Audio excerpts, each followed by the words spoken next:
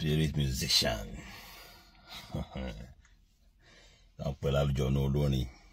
The Duke of Fuji. Akile Woni Fuji. It was see about Hong Kong the J. Well, Sulaiman Adio.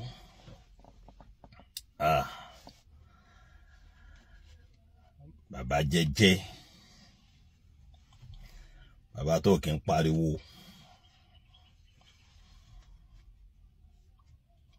Baba tí ó ń bá àwọn èèyàn ṣe. Baba tó mórí. Baba tó dẹ̀ understand pé category tóun belong sí táwọn fi jọ ń grow. Ó understand the other gbà in totality pé PK1 Abbas Akande lọ́wọ́ kan mórí jáde inú ọgbà yẹn. Bàbá tó dẹ̀ ń fi oore Ọlọ́run tó ń bò tó dẹ̀ máa ń lọ jẹ́jẹ́. Wẹ́wẹ́ ànábì, no clinching. Ronaldo of Fuji. Our master key. Láyà àwọn ẹ̀bá Yájára. Wẹ́wẹ́ ànábì àpòchì. Bàbá àgbà. Yes, what was saying?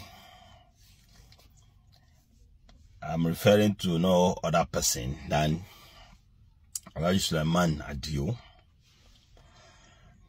Atawewe, the Duke of Fuji. Where we are Nobi.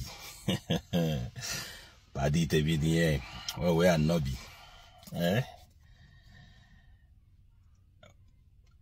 Ni woro fola wi yo won ki inta computer o. Aṣọ ṣálẹ̀ àwọn ta o. Mọ́ṣáláṣí Jímọ̀ wọn kì í ta kọ̀ǹpútà o. Tó bá fẹ́ ra kọ̀ǹpútà o, the computer village. Tó bá dẹ̀ tó wá débẹ̀ náà, kò yá dà àpò ẹbú. Wọ́n ní sọ fún ẹ kó dà àpò ẹbú. Àwọn tó tún fi ẹnu tó ń fẹnu fọn piano. Yes. That is Mr. Spirit for you. Èmi mọ̀ much nípa Atawewe gan. Mo mọ̀ much nípa Atawewe gidi. Ó yé yín. And while growing up on the island, ní island yo, tí àwọn Koma Musbau, bàbá àgbà. Ọ̀dọ̀ àwọn K1 ní group K1 ní papa Koma Musbau tó sí o inú ọgbà lọ́jọ́ wa. Because ma fẹ́ tẹnumọ́ èyí tí mo ń sọ yìí. Because analysis ò yé mi inú wa. Gbàtẹ́lu mi gbọ́njú.